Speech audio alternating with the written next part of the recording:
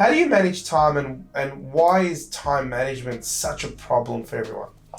This is going to be counter-meta to what a lot of the commentary is, but I strongly believe in this because I've worked with so many professionals and I've found this to be the case almost 100% of the time.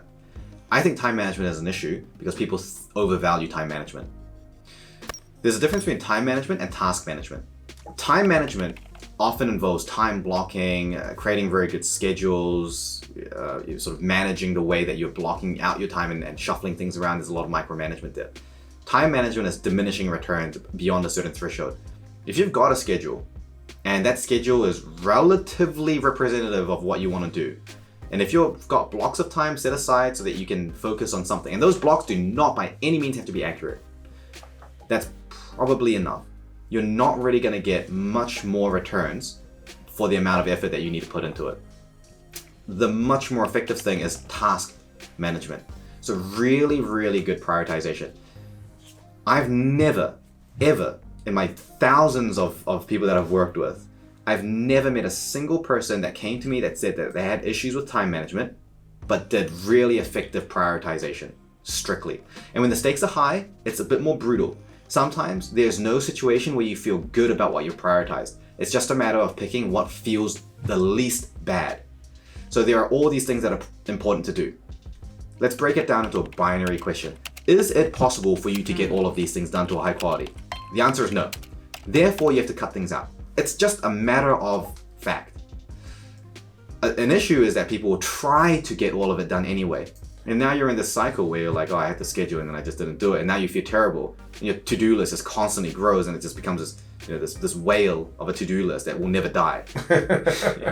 Once you hit the triple digits, it's like, well, your life is over. Instead, we need to be really, really strict with the prioritization and understanding that there are certain tasks that, yes, they're urgent and they need to get done, but there are certain tasks that are not necessarily urgent. This is coming to, sort of Eisenhower type things, which is popular prioritization matrix. There are certain tasks that are not urgent, but if you were to do them, it would make the other urgent tasks unnecessary, or you wouldn't have those issues in the first place. So if you're on a boat and it's leaking, or there's water coming in, the urgent task is to bucket that water out. But letting the water fill for a while so that you can plug the hole, that puts you in a position where the urgent task doesn't exist anymore. And I call this concept urgency trapping. If we're always working on only what's urgent without considering the future version of us, whether that future version of us will still have these urgent matters, that's a negative spiral. Because if you're never completing everything, then the list is growing. If you're stuck in urgency, then the list will continue to grow faster than you can clear it.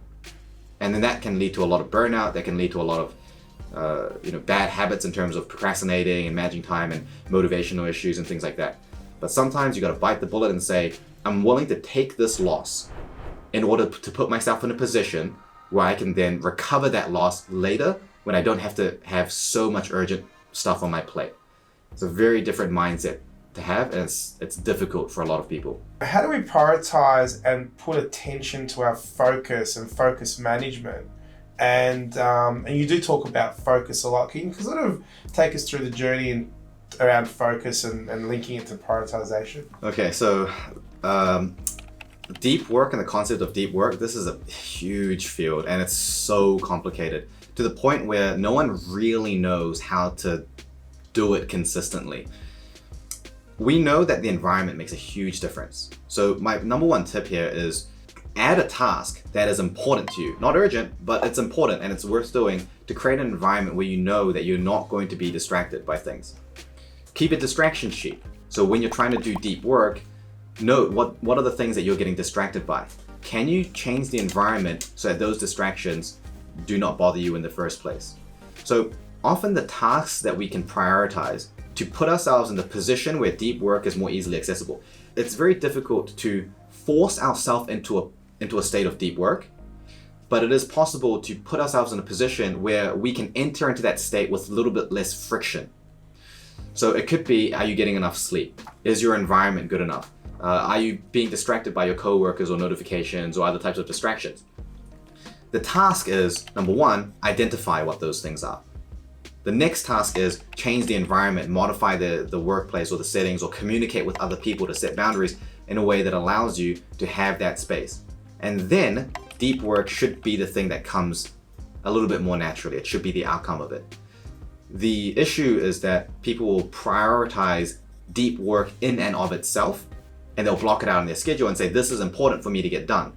But if the quality of the work is not there, then that time that's been blocked out for this deep work doesn't produce the outcome that you need to. And then that also feels bad. So first we need to be in a position where that deep work is possible, and then we can prioritize that work. And we can set it out in our schedule. From 1 to 4 p.m. I'm going to focus on this task. And then when we enter into that state, we can actually do it and execute on it effectively. Usually if we're in a good environment, if we've structured it effectively, the deep work can come. Even in really busy settings, there's a lot you can do. Do not disturb, headphones, white noise, a sign outside your door. Some offices that I've worked with before have implemented a post-it note system where they'll have a certain color post-it note that they put up, and they know that if that's on their monitor or their desk or somewhere, that's the physical do not disturb sign. And so they'll use simple things like that, because everyone in the workplace knows that deep work is important. Everyone is supportive of things that would increase deep work. The managers want more deep work, the leaders want more deep work, the employees everyone wants it. But sometimes you just don't know what you can do to do it, and then everyone is just frustrated together.